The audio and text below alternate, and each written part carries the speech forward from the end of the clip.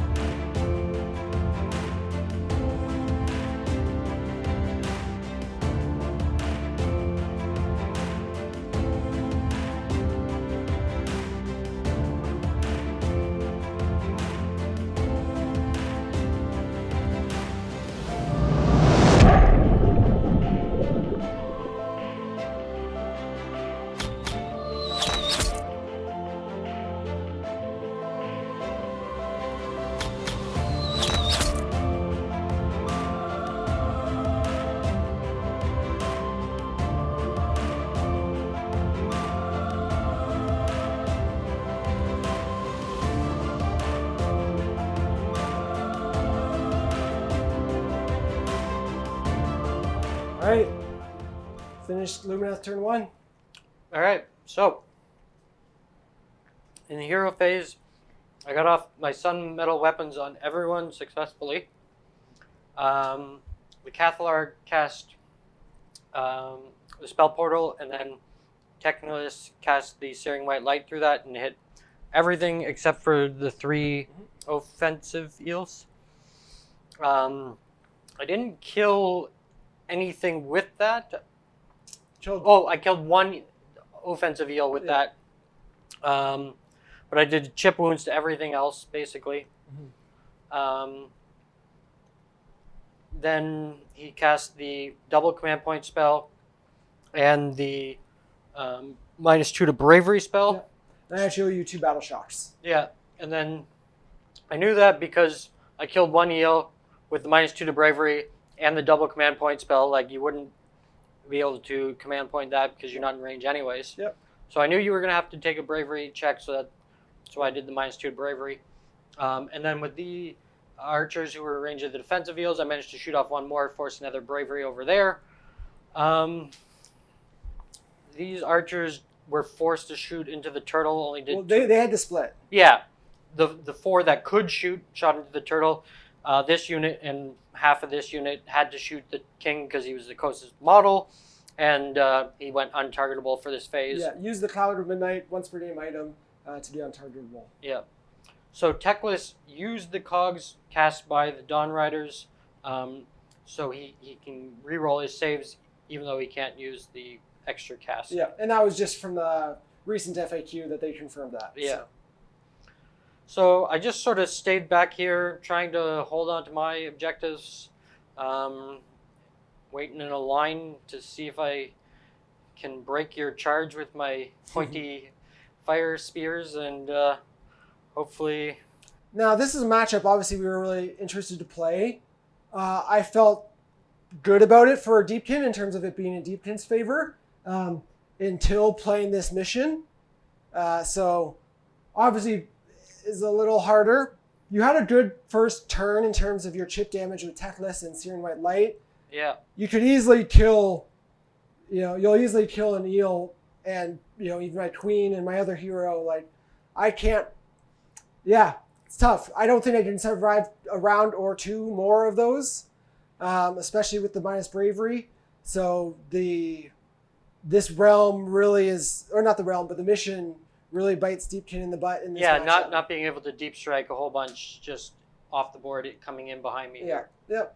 So, but obviously you're going to play it out and see what we can do. So we'll go into bottom of round 1, Idoneth Deepkin turn.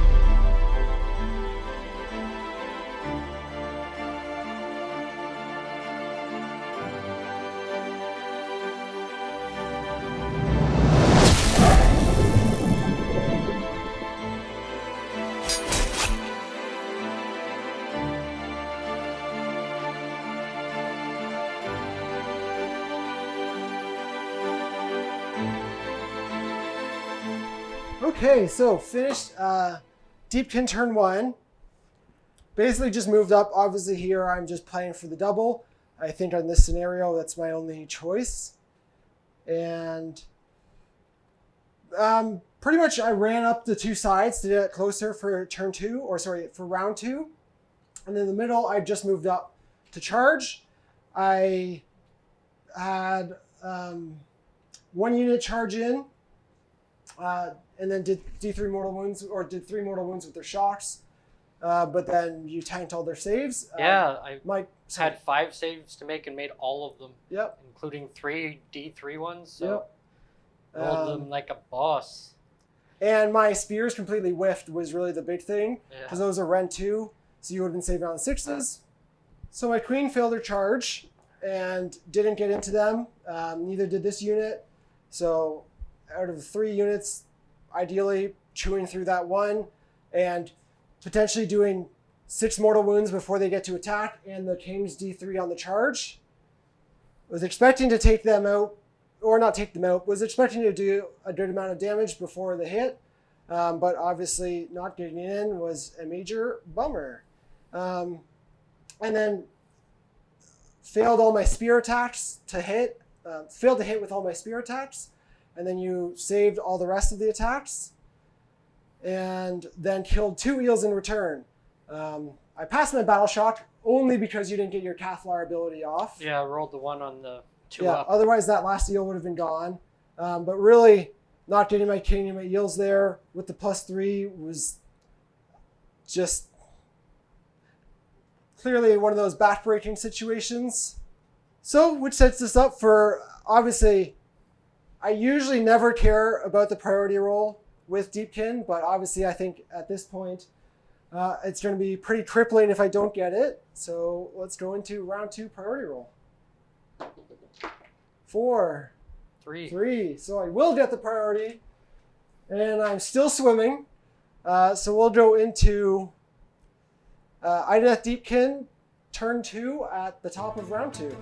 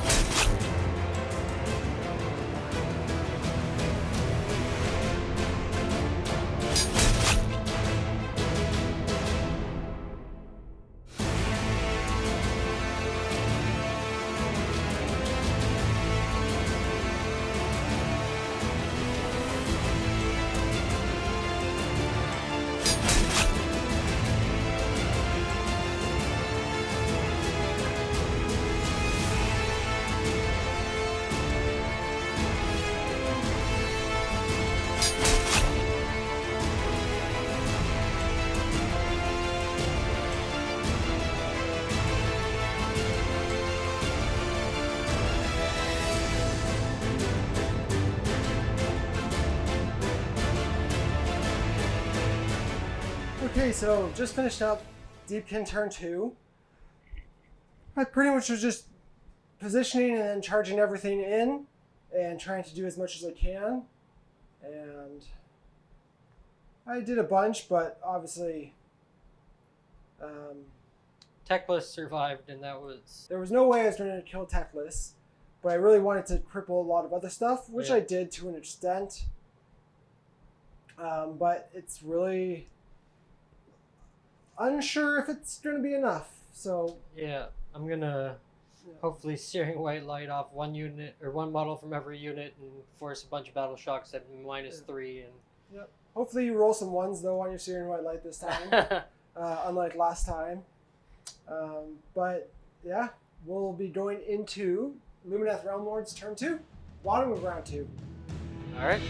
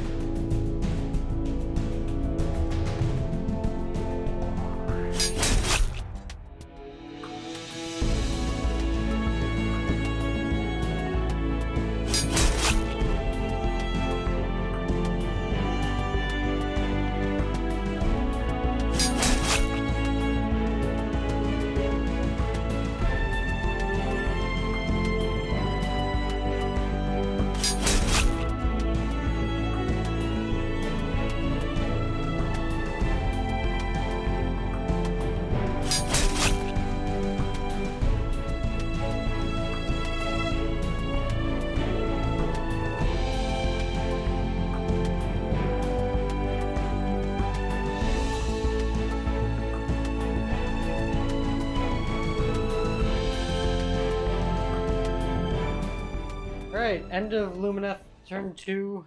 So Techless got Searing White Light off again, did chip damage to everything, managed to kill an eel here or there. I put the -2 bravery on everything so that all the eels would have to take a battle shock test. These guys came in and cleared that unit out. The archers took one of them out, but they passed their battle shock. I managed to kill off one of the eels there, and then another one ran in battle shock, killed off an eel here. Techless tanked the turtle pretty well, took a couple of wounds, but nothing too crazy. Sent the Dawn Riders forward with the Speed of Hish double move spell, so they're posed to potentially steal a objective next turn if I get the double here. I did a bunch of mortal wounds to the turtle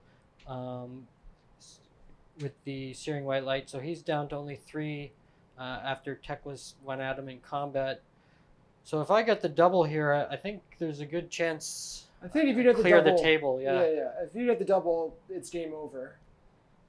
I think really the telling thing for me mainly was this objective, so on my turn we actually tied for that, where I was literally a model off scoring 3 points. Yeah. And would have put me in a significant advantage, and then also made it harder for you to get it back. But it's a model off there. But yeah, obviously, again, at this point on this mission, I just need priority to stay in the game. So let's go for the big roll off. We're gonna make it entertaining. 4. 4. 4. I win ties, so I will take the turn and go into Deepkin, turn 3 at the top of round 3.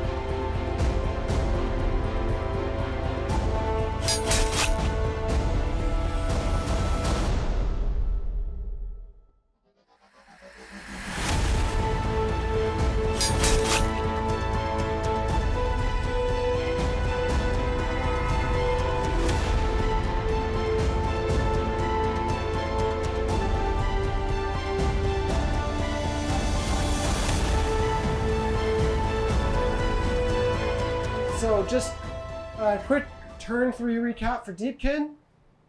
Didn't have much going, obviously, not much left on the board.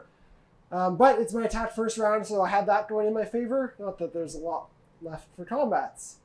But the turtle did manage to take out Teclis, just barely, just the exact amount of damage through to kill him. So Teclis was gone, and the Sentinels didn't have their 5-up Feel No Pain, and then fell pretty easily to the 1 eel and shark, giving me that objective, finally. So after that, I just had 2 defensive eels who had charged, make their pile and move into the Sentinels just to tide them into combat. You were probably going to shoot at them anyways, so it doesn't necessarily do much for me, but it just limits your options and kind of screens out my turtle a little bit.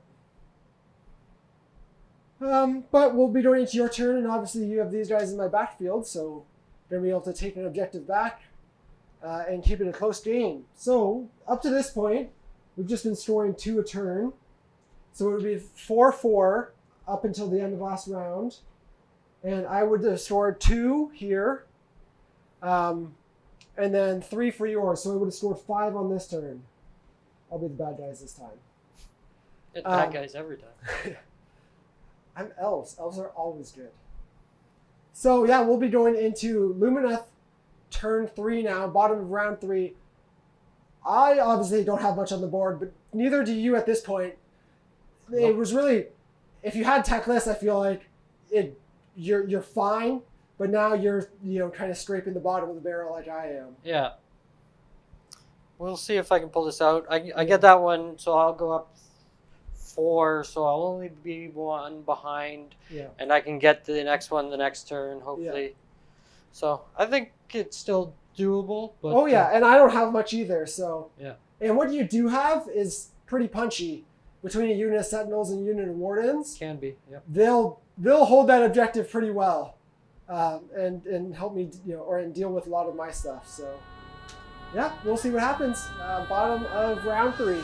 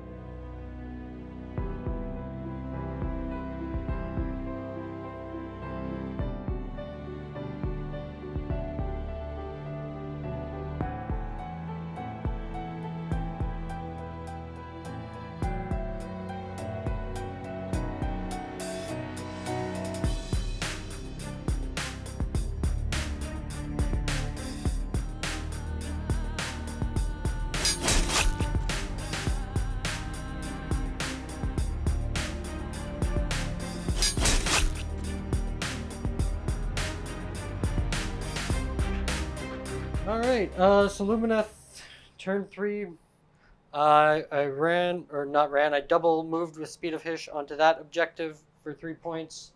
I charged in the Wardens here. I lost half of the unit before I even got to attack because it was the Idoneth attack first phase. So that was kind of silly. But I killed the defensive eel and put 2 wounds onto the turtle. So it's down to 1 wound remaining.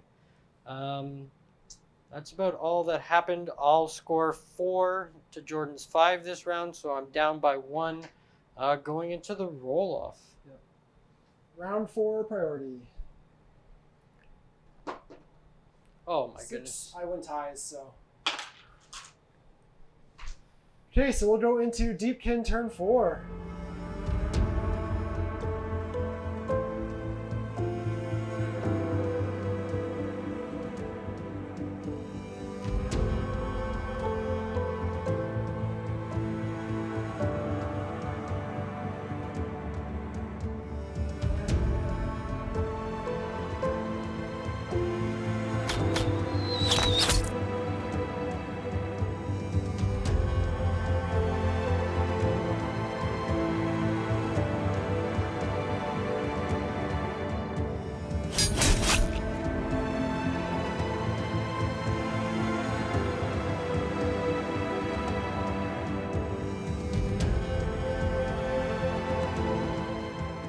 Okay, so finished Idoneth turn 4 at the top of round 4.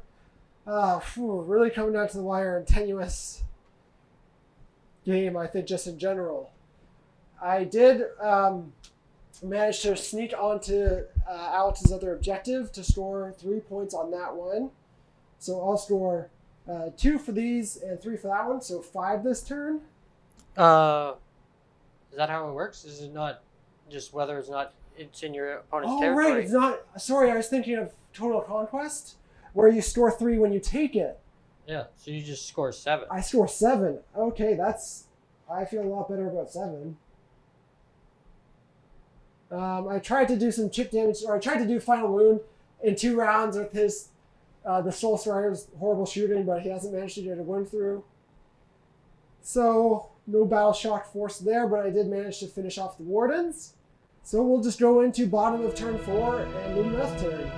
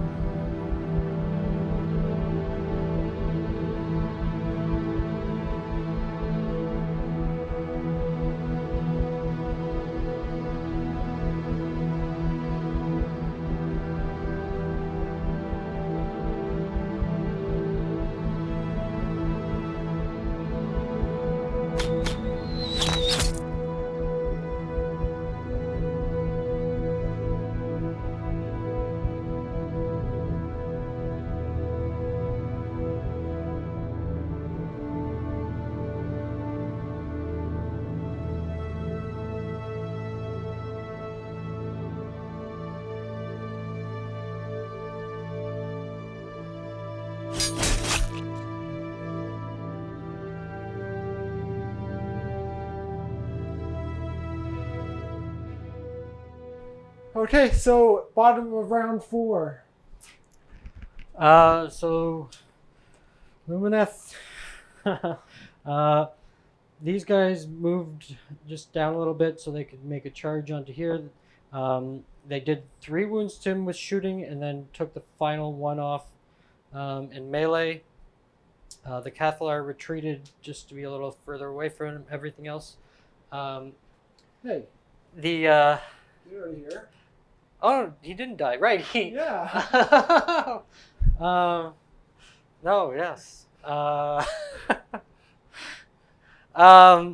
Dawn Riders did the Speed of Hish to make it onto the objective. Then they strung out in such a way that they could also make a charge at this annoying fishman. You got 1 guy in. Yeah, I got 1 guy in, the leader in. He got his 2 attacks with his sword, Jordan rolled a 6-up to save it. And then he got 1 attack off his spear. Jordan made a 6-up to save that too. So the fishmonger survived with 1 wound remaining, which he's had the entire game since Teclis did that on turn 1. Yep. But I will score 6 for both of those and 1 for mine, so I'll get 7 as well, leaving me 1 point behind. Yeah. Going into the turn 5 roll. Yeah. I don't know if it matters. I don't know if I can win regardless. If I win, and let's say take that, it's going to depend on that one. Because I would score 4 on just those 2, and you would for sure be able to take that back. So I have to take that one this turn. Let's go. 4. Yep. I finally won a All right. roll off. Good game. Yeah, because you can just, you can't get many attacks into him. There's a chance, depending on what you do, that I might have a play if you make any mistakes, but I think it's just such a small chance. Yeah, I'm going to shoot off something or other here, hopefully. Kill him. You're going to have 1 model left, too. Yeah. No, and actually I don't think, there's no way I could do it. Good game. It was a bloody one. Yeah. So how'd you feel about this matchup? I don't think Lumineth is a good matchup versus Deepkin on a more normal scenario. Like, being able to ignore the deep strike potential is huge for setting up your castle. There's no way I can get on both objectives and screen you out, like, while also being able to actually shoot things. Like, that being said, I think if I had have got a double turn somewhere and Teclis could have Searing Light you a few more times, I think there's still a chance, but I think it's not as good of a matchup as this looked. You know what? Well, I actually think having played this, I think Lumineth are a tougher matchup for me with Deepkin than I expected them to be. Obviously, it's hard to say because, like you said, I don't think this mission is a true test, which is a little unfortunate. But they obviously, have strengths, and me actually being MSU and having low bravery, that hurt me because it meant a lot of things were running and hard to make things immune. Obviously, some with only 2 heroes and double command points and. But honestly, I think just the deep strike was the biggest thing because I could have had 2 units in that hero safe from Searing White Light and being able to deep strike and get into you. Obviously, yeah. But giving you first turn and playing for the double is obviously big for me. It definitely was a stressful game to play. I also think actually if my King and my Eels had made their 6-inch charges turn 1. They would have shocked that unit, had potentially D3 on the charge, and then been into Teclis. So I feel like we could have taken down Teclis turn 2. The mission not allowing me to deep strike let you spread out more, which made it even harder for me, right? So not only do I not have deep strike, but you can spread out and sit back. I can't get into you. On a widthwise mission, a long ways deployment, you can't sit as far back necessarily. And like you said, being able to get onto both objectives as opposed to, tying for models on turn 2, me taking that, I think would have been a huge deal because I don't know if you would have necessarily been able to get it back. Probably not, no. I needed the priorities and I got the ones I needed. It didn't win me the game by any means. But I think just with the worst possible mission, I just really needed the priorities there.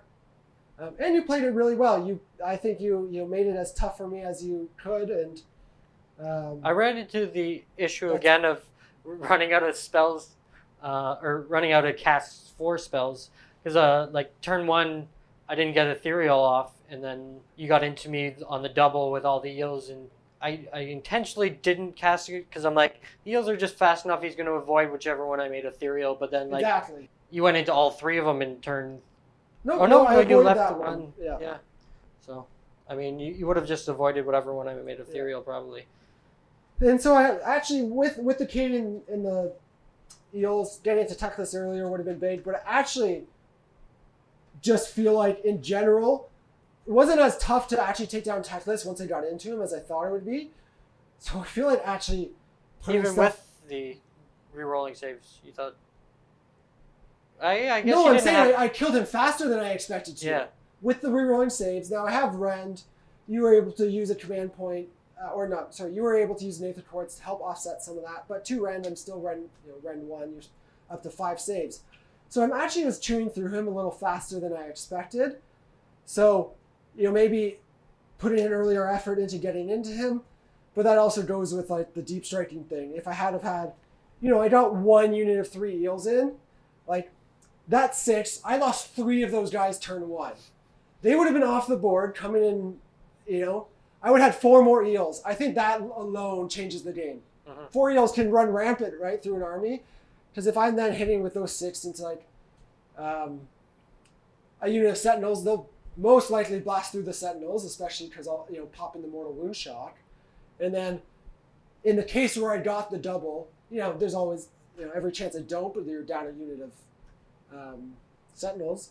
But in the case that I did there, like this game, I then could have had them, cascading down into Teclis or killing the rest of the war, doubling down on the Wardens here or something. So I think that just the protection of units that the deep striking affords even if you manage to screen it out or run on a different mission where you can screen out, me just popping up closer is huge, right?